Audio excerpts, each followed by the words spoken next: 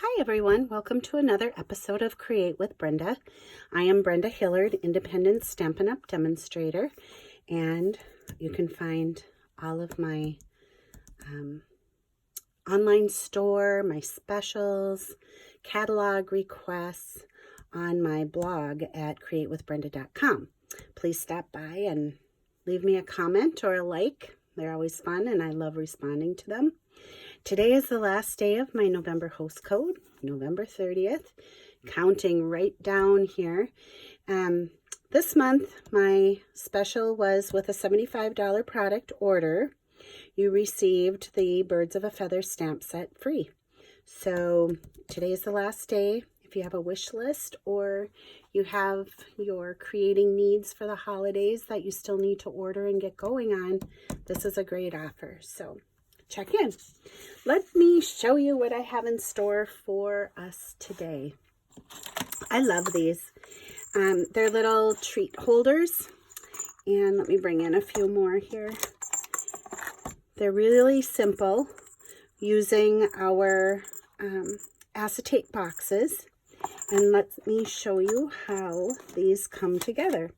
So we have these packages of acetate boxes. You can find them in our annual catalog, and they are on page 173. There are, let me look. There are 10 acetate boxes in each package. And like I said, the packages, or the entire package of 10 is $7. So they're under $1 a piece. And then when you do what I did with them, they're less than 50 cents a piece. So, but the nice thing about these is if you're planning on giving away your handmade greeting cards as gifts, which who wouldn't love to receive that? These acetate boxes hold up to 5 A2 size cards with the envelopes. So this is kind of one of those things that I call a sleeper in the catalog. Check it out, page 173 in the annual catalog. The other product we're going to be using is the Wrapped in Plaid 6x6 paper pack. This is still available, and yeah, it's like this and The Night Before Christmas. So check those out. It's really pretty paper. It's got that gold stripe in it in the plaid that makes it just lovely.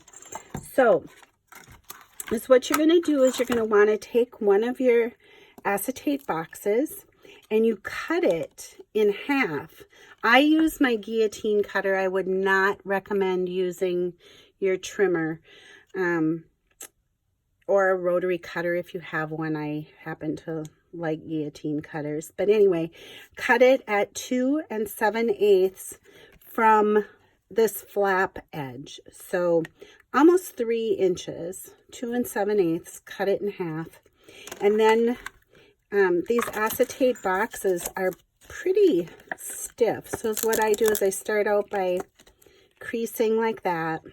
And I fold my side tabs way in. I fold the first flap and the second flap, and then assemble my half box. You guys, these are really, really easy, but they're so, I don't know, they just are a really nice stocking stuffer or table favors, and you know how I love those. You'll also need a piece of designer series paper, and again I use the Wrapped in Plaid. This is cut at 4 3/8 inch by 4 1/2 inches, and then I used the Simply scoring tool, and is what I did. So on the long side, well, it's almost square, but on the 4 1/2 inch side, I scored at 2 7/8 and 3 1/2.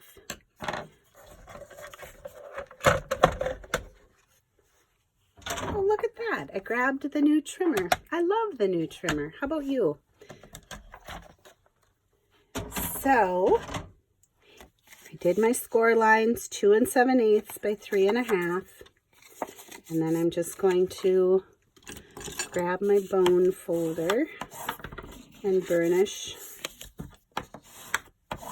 my score lines. This slides right into the acetate box. So you want the flap on the open end. I found that these little Russell Stover Santa candies fit in there perfectly. And then your flap fits over like that. Because this one doesn't have the green, I brought in the gold metallic edged ribbon, and all I did was tie a bow. Still recovering from this upper respiratory thing. It's been kind of a tough one to get rid of, but I think I got it on the run. So then I'm just going to snip. And really it's cute just like that, but you know how you can never leave well enough alone. So is what I did is I took just a scrap piece of Whisper White, and using some cherry cobbler ink, and I'll bring in I'm using this Ho Ho Ho from the Perfectly Plaid stamp set. And let's ink this up. And we're just going to stamp.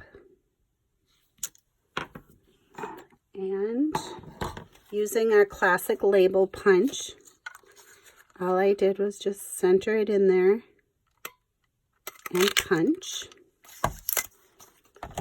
Now, I'm going to bring in a tool that's retired. If you have a paper piercing tool, you can use that too. But I love these punches, and I'm hoping someday they bring them back. So all I did was punch a hole right at the end of my tag. And you'll remember I had a special on the thick white baker's twine. So here's your chance to use it if you got that little special.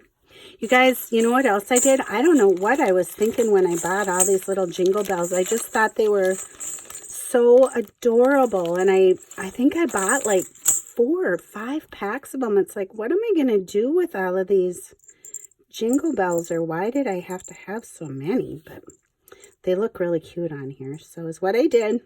Little piece of baker's twine. I'm going to thread it through the hole on my label. And I didn't even tie it. Is what I did is I just kind of laid it along the back edge of that label punch, and I'm going to trim it just a touch. And I brought in the Stampin' Dimensionals. I did use full size, and you have to be kind of particular about how you get them on here. But I've done enough of these, you guys, that some of them I wasn't as particular as I should have been. And you see how you can see it there. But as all I did was bring in my snips and just kind of trim it off at an angle. And it's gone, so no worries. And the larger dimensionals secure our twine for our little jingle bell here. And then all I did was tuck that underneath and add it on there, and look at that.